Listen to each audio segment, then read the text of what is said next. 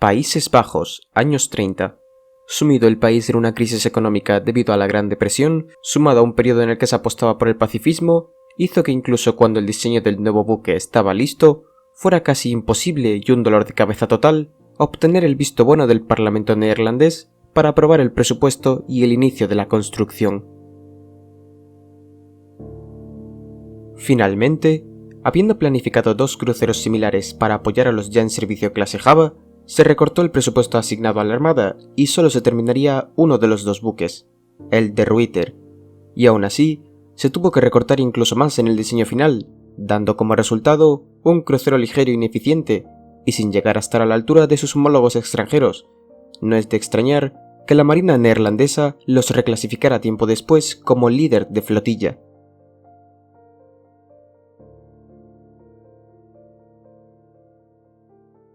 Así pues, iniciado en el astillero Wilton Fijenoord el 16 de septiembre de 1933, fue votado el 11 de marzo de 1935 y asignado al servicio el 3 de octubre de 1936.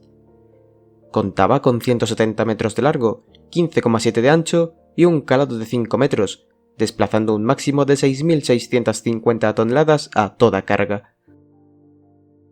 Su armamento consistía de 7 cañones de 150 mm en 3 torretas dobles y una montura simple, 10 cañones antiaéreos de 40 mm y 8 ametralladoras de 12,7 mm complementaban la defensa en su versión final.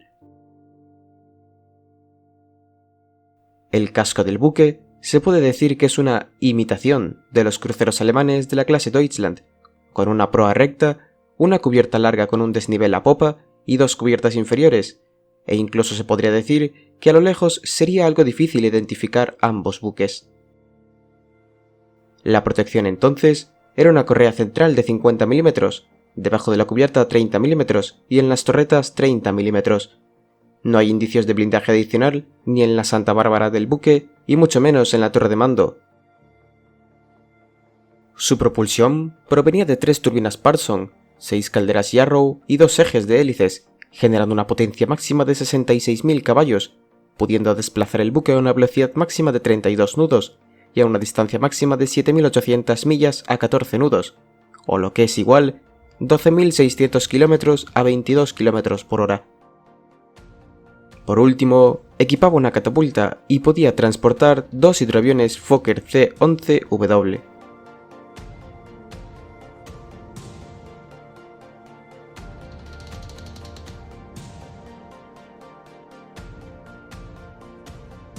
El buque fue asignado en octubre de 1936 y en marzo de 1937 ya se encontraba en las Indias Orientales al otro lado del mundo, que era el lugar en el que se tenía previsto su uso incluso antes de empezar la construcción. A partir de entonces, continuaría patrullando la zona y realizando ejercicios de entrenamiento en medio de las crecientes tensiones por Asia. De momento reinaba la calma, y desde el verano el De Ruyter continuaría patrullando las Indias Orientales y escoltando algún que otro buque. En mayo de 1941, mientras se encontraba en su base Surabaya en Indonesia, recibieron un mensaje de un avistamiento sobre 2 buques mercantes alemanes escoltados por la balandra de patrulla colonial italiana Eritrea que salían desde Japón. El almirantazgo, aunque planeó una interceptación y los buques salieron en su búsqueda, no encontrarían nada y abandonarían la zona.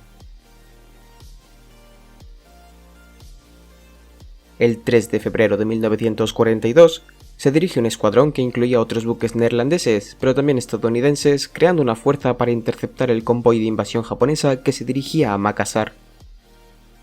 En el camino, la flotilla fue avistada por los aviones de observación japoneses, continuando con un bombardeo y ataque que eventualmente forzaría a los buques neerlandeses y estadounidenses a retroceder después de que varios barcos resultaran dañados.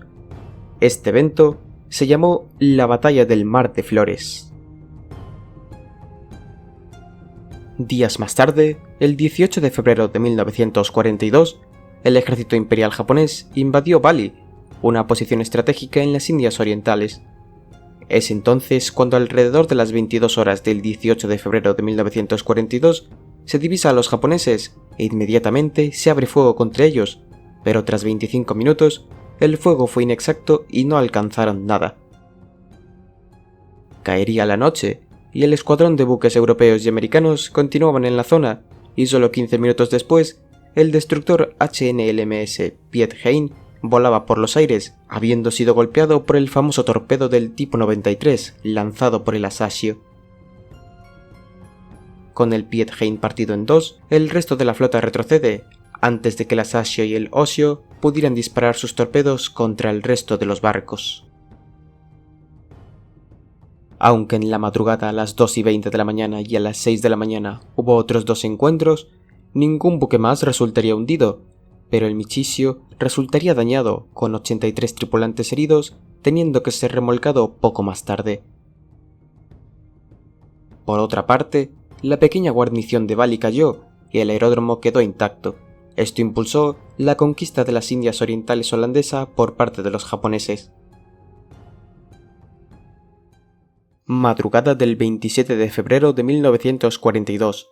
La principal fuerza naval aliada a cargo de Dohrmann navega hacia el noroeste desde Surabaya para interceptar a los buques de la Armada Imperial japonesa. Durante el viaje, divisa en el estrecho de Makassar la otra fuerza aliada, formando una división compuesta por el HMS Exeter, USS Houston, HNLMS Java, HMAS Perth y 9 destructores, el HMS Electra, Encounter, Júpiter, HNLMS Corteaner, With the Wit y el USS Aldie, John Edwards, John Ford y Paul Jones. A la medianoche comienza un duelo de artillería de largo alcance, y cada vez que De Ruyter y Perth intentan acercarse, son rechazados por los proyectiles de 203 mm de los clase Myoko. Ya a las 16 horas, el Exeter sufre graves daños en la sala de calderas y es remolcado hacia Surabaya escoltado por With the Wit. Poco después, el Corteaner se parte en dos y se hunde rápidamente. Su hundimiento se atribuye a los torpedos del Haguro. El HMS Electra, que cubría el Exeter, se bate en duelo con el Jinzu y Asagumo, resultando gravemente dañado para luego ser abandonado por su tripulación. Asagumo, que también sufrió graves daños, se retira hacia un lugar seguro. 18 horas.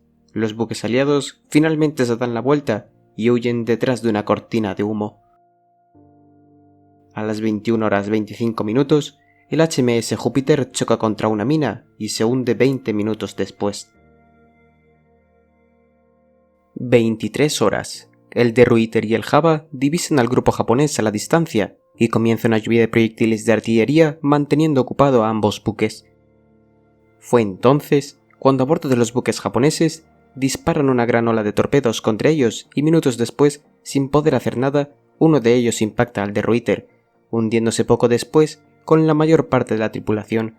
Solo sobrevivirían 11 tripulantes, y aunque el propio Dohrmann pudo haberse salvado, decidió hundirse junto a su buque, poniendo fin a la existencia del pequeño crucero neerlandés. Semanas después, el 5 de junio, Dohrmann sería nombrado póstumamente caballero de tercera clase en la Orden Militar William.